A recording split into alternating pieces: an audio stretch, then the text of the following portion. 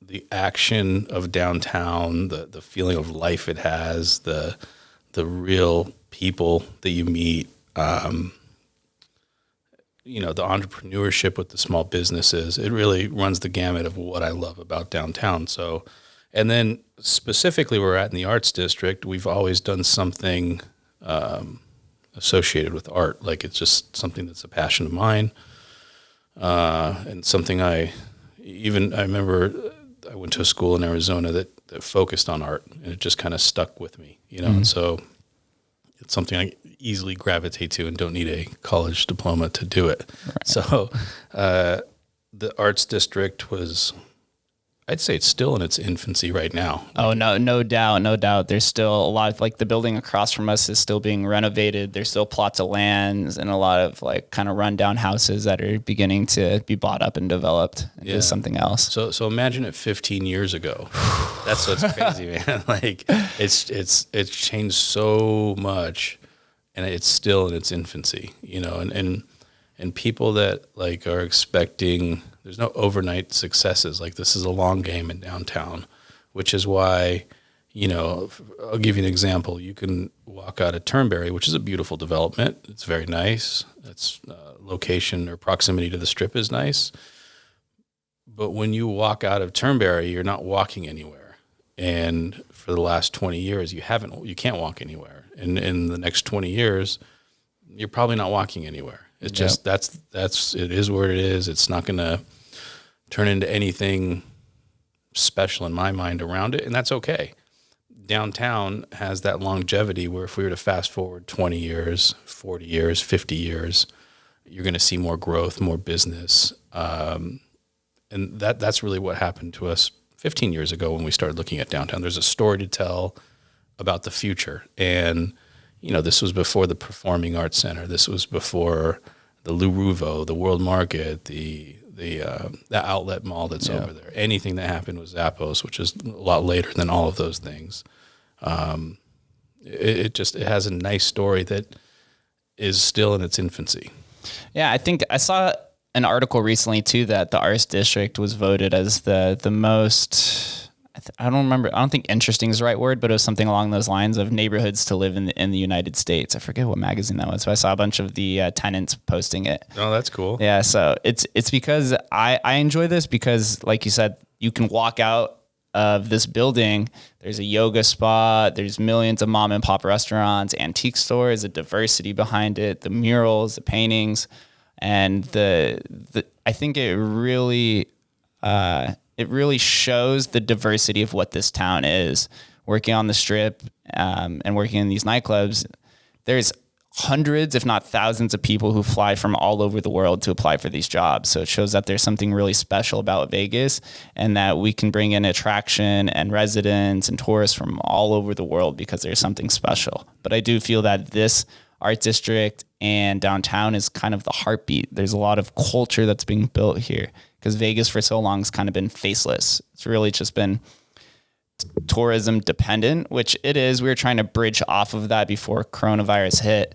But I think where Vegas is going to shine most is in this region, in this area. I think so. I think it's clear when it opened up again, the businesses where people wanted to get in, even though there's new regulations involved with how you go to a business, and rightfully so. It's just we're in a pandemic.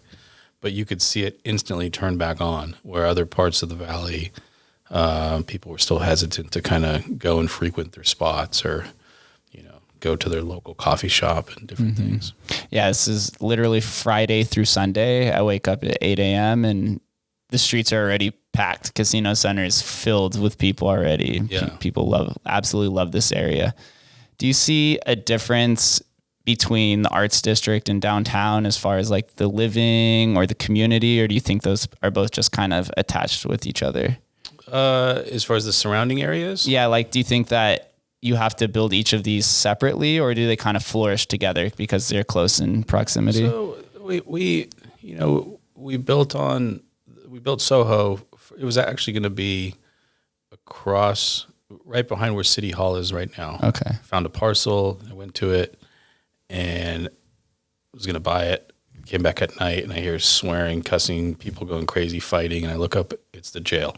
So I'm like, okay, can't go here. So then we found the other site, the site that it's on now, which is on Las Vegas Boulevard. And it just worked out perfectly because Las Vegas Boulevard, you can go anywhere in the world and say that, and everybody knows it. If you were to say 4th Street, they'd say, what are you talking about? But at that time, 4th Street was the only street in downtown that the city did infrastructure improvements with sidewalks and planters and street widenings. So we were able to tell the story of, you're on Las Vegas Boulevard. This is the new city infrastructure. This is what the rest of downtown is going to look like. Because if you go 1 block over, there's no sidewalks, there's no landscaping, there's no lighting, there's nothing, you know. So it was easy for us to tell the story. And Soho's in the northeast corner of the Arts District, where this is kind of more central, you know, south in the arts technical boundary. But we're going to do about 1,000 units in downtown is the goal. That's what we're shooting for. And we're going to go back and forth between this area and kind of that Fremont east, farther east though. Down by like Commonwealth area? Down by the Ferguson. Okay, yeah, so a little bit farther down. Yeah, a little farther down. So, and this is what we were going to do in 2009. This site we owned in 2009, and we owned the one on 11th and Stewart. So you held on that for a long time. Yeah, so we had it. It went away. It came back. Like we had it entitled. We were going to do the projects. That's markets tanks. We stopped everything. So we're going to do that project next on 11th and Stewart, and then bounce back over here to the Arts District and do another project and just kind of keep letting it organically grow, you know, between the two areas. Have you guys considered building anything that's not residential apartments for the area? As far as condos?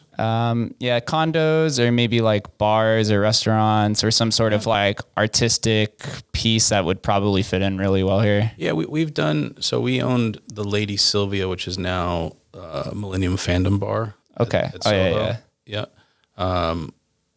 And we also owned an art gallery in there. We had a grocery store in there one time. This is before, you know, this was right after the downturn when there was nothing going on. We needed to find something to do to kind of a place to go, stay relevant. So we opened a little grocery store. And it was before Jewel was online and the Ogden was online. So there wasn't that many people living down here. And so then all of a sudden you had those open up. You had Zappos come down. And then we leased that out to the Good Witch, which is now the Good Witch shop down there. And we opened a pizzeria at the Plaza Hotel, pop-up pizza, that did very well for us. We ended up selling it.